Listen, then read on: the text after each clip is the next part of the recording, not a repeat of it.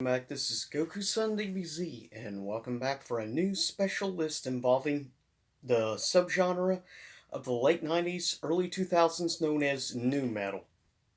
Now, because I actually surprisingly got some pretty positive feedback from a list I did a while back of 10 of my personal favorite nu metal songs. Now, keep in mind it was based on artists from the mainstream and stuff, what they consider nu metal. This list is my personal, in my opinion, top 10 best nu metal bands, but these are bands I consider nu metal, not what Billboard considered nu metal. So, with that said, some music in the background. Okay, first honorable mentions a few bands that will not be on this list since it is my personal picks. With that said, some bands you won't see on here that I don't consider nu metal, some people do consider nu metal. Rammstein is not on this list because, regardless of what some idiots out there may think, they're not nu metal. They are industrial metal. The same thing goes for bands like or artists such as Marilyn Manson. He's also industrial metal, not part of the whole nu metal thing. Besides, Marilyn Manson was around before nu metal even existed. The same for Rammstein. They date back to like the early to mid 90s, before nu metal even really was around or a thing. So, with that said, honorable mentions. First of the bands on this list is one I only like maybe 5 songs specifically, which is why they get an honorable mention and not actually on the top 10 list. The first is a band not very well known that's done about 2 albums to my knowledge. I liked maybe one song off their second album. There's a couple definitely songs, maybe 4 songs total, I liked off their debut album, and that being The Gift of Game, and of course that being Crazy Town. Now, with that said, my obviously favorite song off the album is actually not Butterfly. That'd be second. First is called Hollywood Babylon, is my personal favorite song from the band. Next honorable mention. A very much unknown band by many people, except those who maybe watched certain TV shows might know the name of the band. They're only really well known mostly for one specific song of a TV show, though they actually did do some nu metal work, and I actually think it's not that bad. But they're very not too well known for the most part. Honorable mention, Remy Zero. Next honorable mention, well, the last two honorable mentions are definitely 2 bands that really need no introduction, and that is Korn.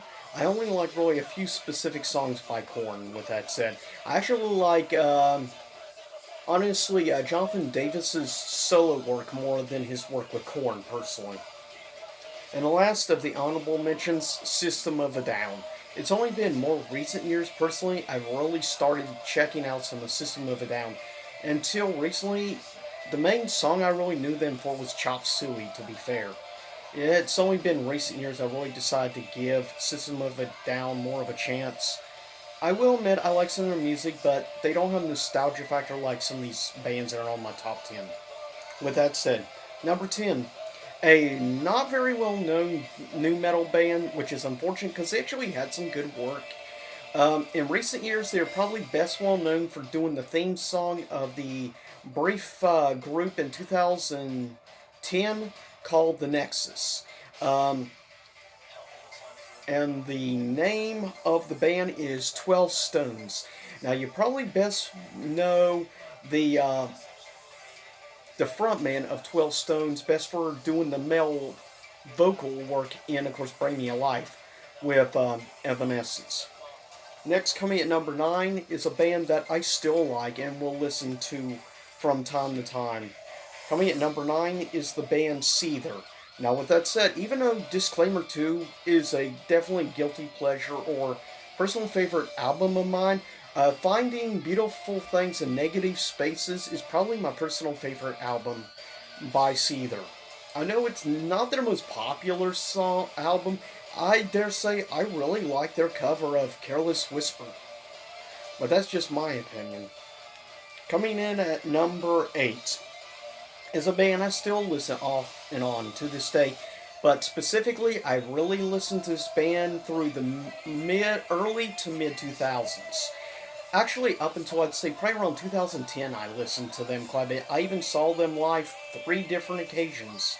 Really loved them when I got to see them back in 2009 during their Metamorphosis tour for that album, which I think is an underrated album. Coming at number 8 is Papa Roach. Though I will always have a special place for their debut album, Infest. And specifically, Angels and Insects is probably my favorite song or track from the band of all time. Though To Be Loved is another song I really like, and I feel Forever is way too overrated. Coming at number 7, another band that has nostalgia factor. I personally preferred the second frontman of this band. Coming at number 7 is Drowning Pool.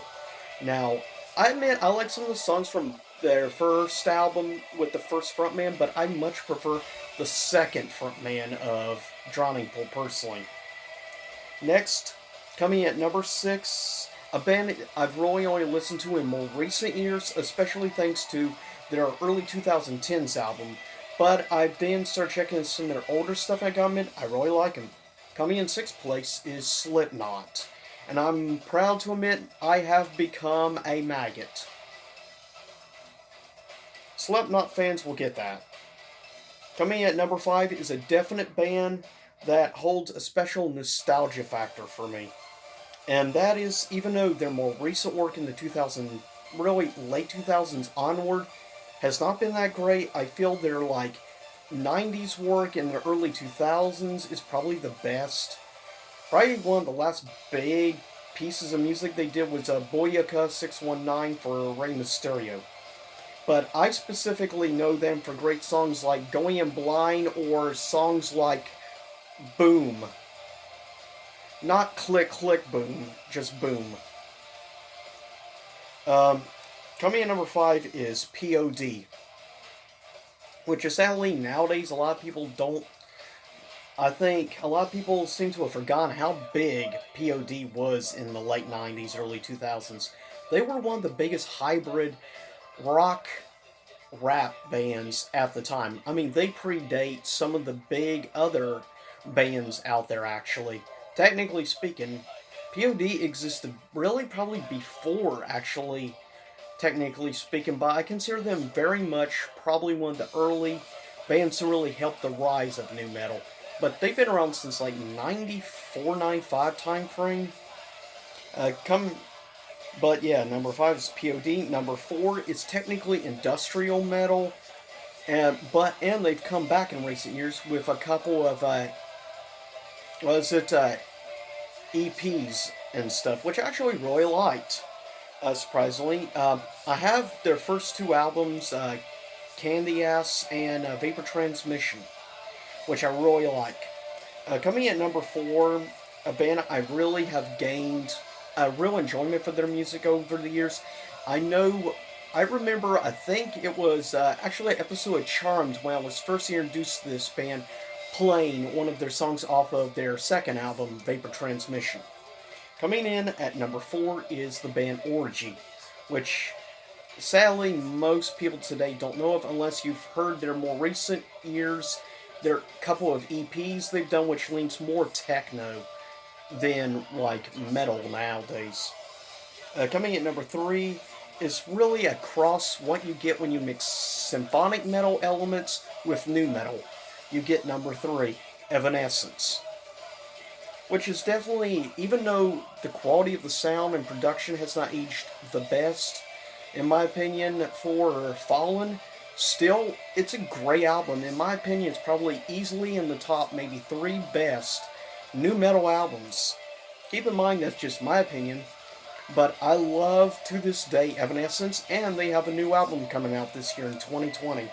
So I'm glad to actually finally get to see and hear some new Evanescence. I'll be curious to see whether or not Amy Lee's going to use more of the techno sound she tried in one of her recent solo album works. So I'll be curious to see on that, how that goes around. But definitely Evanescence has changed a lot from the nu metal era. Coming at number 2 is a band I genuinely really love. And yes, I'm trying to make sure I still have music playing. Coming in at number two, band that to this day I still like, though I think they've been kind of becoming softer in their music in recent years. Coming in at number 10 is the band Disturbed. Easily, Disturbed's one of my top 10 favorite metal bands of all time, for goodness sakes. I mean, it shouldn't really be a surprise to anyone that's been watching my channel for a while knows I like Disturbed quite a bit. I especially really loved their album Immortalized. Easily probably my top three favorite Disturbed albums. My favorite Disturbed album of all time was their mid 2000s album 10,000 Fits. But I'll admit, from nostalgia factor, I definitely have a special place also for their album Believe. Is really solid. I think it's one of the maybe overlooked earlier pieces of work. Most of the time when people talk about early work from them, they always talk about The Sickness, Down with the Sickness and songs. Yes, that's a good song, but there's better songs on Sickness than Down with the Sickness, for goodness sakes.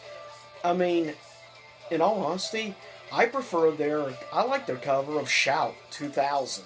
I thought it was a pretty enjoyable cover. I liked the new metal style and tone they went with that cover. Coming at number one is my number three favorite rock band of all time, hands down easily my favorite band to come out of new metal. Coming at number one is, and will always be unrivaled, favorite band to ever come out of new metal. This was the band that made me a fan of new metal in the first place with their debut album, of course, that being Hybrid Theory, and then producing maybe in my easily top five favorite rock albums of all time with Meteora, which I feel is even better than their debut album. Meteora, and there's a reason why, actually, if you look at sales on Billboard and everything, the best selling rock album of the 2000s, of the 21st century, is Hybrid Theory, with an estimated 35 million albums sold. Those are insane statistics. No other band of current day even comes close to them in rock music. There is no other band, especially in new metal, no other band has even come close to the sales, the popularity, the critical respect, or the respect of the fans. Though I will say, over the years, and with their last album they did, was very popish, there was still one or two, I think, hidden gem songs on that, like Good Goodbye. There's a couple of really good, solid songs. Heck, at the end of this video, I'm announcing that in the future, I'm going to be working on a special top 50 list, a two-parter. Top 50 favorite Linkin Park songs of all time. That's going to be, actually, I'm pretty much done on that list. I've put probably about a good 2 or 3 weeks of thinking into exactly what songs from what albums I really like the most. But yes, that's how much I love Linkin Park. I can name 50 songs from Linkin Park that I really like, or I absolutely love. But those for me are my top 10 personal favorite nu metal bands of all time. Leave a comment below. Tell me, in your personal opinion, who is your favorite? And yes, there was one band I didn't put on the list because I only like a few songs. I wouldn't put them on my favorites list, even though I'll admit they have some of probably the best guitar work of a nu metal band ever. That being, of course, Limp Bizkit, mainly because I love Wes Borland's guitar work. It is amazing. Easily I think probably one of the most underrated guitarists, definitely of the 90s and the 2000s. His guitar work is insane, especially with Take a Look Around and doing that great guitar riff of the Mission Impossible theme. Criminally underrated, easily probably their best song in my opinion. Along with maybe also one other specific song, My Way.